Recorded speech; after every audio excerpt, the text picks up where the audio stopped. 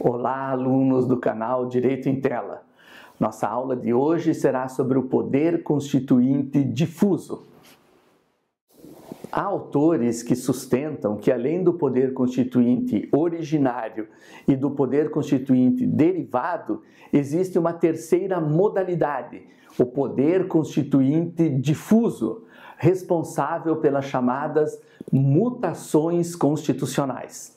São processos informais de modificação da própria Constituição, sem alterar o enunciado formal, a letra do texto constitucional. Modifica-se aqui o entendimento de uma norma constitucional. A titularidade do poder constituinte permanece sendo do povo, mas é exercida pelos órgãos dos poderes constituídos, por meio de interpretação administrativa, no caso do Poder Executivo, por meio de interpretação judicial, no caso do Poder Judiciário, na confecção de leis, no caso do Poder Legislativo, ou de costumes oriundos da própria sociedade. Ocorre que, por vezes, em virtude de uma evolução na situação de fato sobre a qual incide a norma, ou ainda por força de uma nova visão jurídica que passa a predominar na sociedade, a Constituição muda, sem que suas palavras hajam sofrido modificação alguma. O texto é o mesmo, mas o sentido que lhe é atribuído passa a ser outro.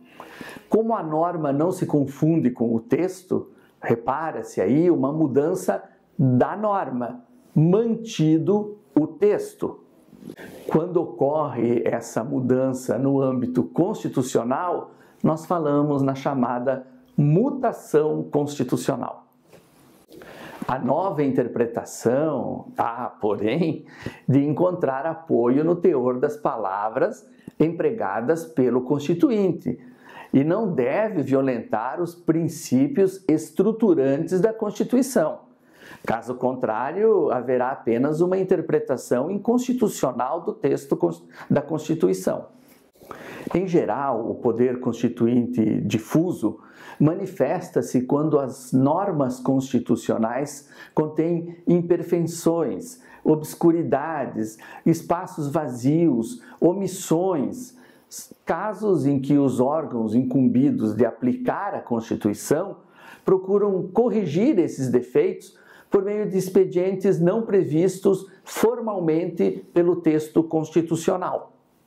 São exemplos as convenções constitucionais, práticas observadas por órgãos ou agentes públicos durante o contínuo processo de relacionamento entre as instituições constitucionais. Por exemplo, como a Constituição Federal é omissa a respeito, no Congresso Nacional vigora a prática segundo a qual o parlamentar pode retirar a assinatura dada em um requerimento para a instauração de uma comissão parlamentar de inquérito. Costumes constitucionais são normas que decorrem de relações de natureza constitucional derivadas de práticas que, após uniforme e continuamente observadas, acabam por se incorporar à consciência jurídica geral. Trata-se, portanto, da confirmação normativa das convenções constitucionais, observada, sobretudo, entre os órgãos dos poderes distintos. Por exemplo, a jurisprudência do Supremo Tribunal Federal aceita a possibilidade de o chefe do Poder Executivo, presidente, governador ou prefeito, se recusar a cumprir uma lei inconstitucional, desde que ele, prefeito, governador ou presidente, tenha vetado esta lei e o Poder Legislativo derrubado o seu veto.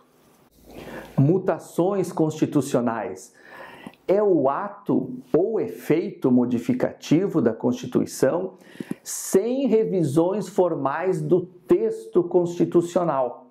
É o fenômeno a partir do qual as normas constitucionais se modificam no curso do tempo, independentemente de revisões ou de emendas constitucionais. Por exemplo, o foro por prerrogativa de função, ou como conhecemos o foro privilegiado, até 1999 era dado mesmo depois do cidadão não ter mais o cargo que tinha foro.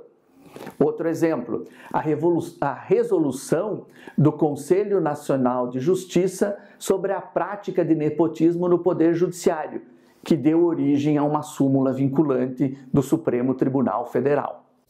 As mutações constitucionais, portanto, exteriorizam o caráter dinâmico de prospecção das normas jurídicas por meio de processos informais. Informais no sentido de não serem previstos dentre aquelas mudanças formalmente estabelecidas no texto da Constituição. Interpretação construtiva consiste na ampliação do sentido ou extensão do alcance da Constituição, dos seus valores, dos seus princípios, para o fim de criar uma nova figura ou uma nova hipótese de incidência não prevista originariamente, ao menos não prevista de maneira expressa. Por exemplo, da cláusula constitucional que assegura o direito do preso permanecer calado, extraiu-se, por construção jurisprudencial, o direito à não autoincriminação de qualquer acusado, e não apenas o preso, inclusive dos que prestam depoimentos em comissões parlamentares de inquérito, que não é a comissão sequer uma instância penal. Outro exemplo, o reconhecimento das uniões homoafetivas. Interpretação evolutiva. Se traduz na aplicação da Constituição a situações que não foram contempladas quando da sua elaboração, da sua feitura, por não existirem nem terem sido antecipadas à época, mas que se enquadram claramente no espírito e nas possibilidades semânticas do texto constitucional. Por exemplo, a internet não existia em 1988. As normas relativas à liberdade de expressão e ao sigilo da correspondência aplicam-se a esse novo meio tecnológico. Também os princípios que regem a programação das emissoras de televisão que se utilizam da radiodifusão. Era o único meio tecnológico de transmissão de sons e imagens contemplados no texto constitucional. Aplicam-se também esses princípios à difusão de sons e imagens por outros meios tecnológicos, como o satélite ou o cabo, utilizados mais recentemente. Por fim, temos o chamado poder constituinte supranacional. É o poder de criar instituições supranacionais, pautadas na vontade de integração, que acabam por relativizar a soberania dos Estados. É o caso, o exemplo clássico e talvez único, da União Europeia. Encerramos aqui o nosso estudo sobre o poder constituinte difuso. E então, você gostou? Foi útil para você? Se inscreva no canal Direito em Tela e nos acompanhe lá no Facebook e no Instagram. Vem ser feliz com a gente. Até a próxima!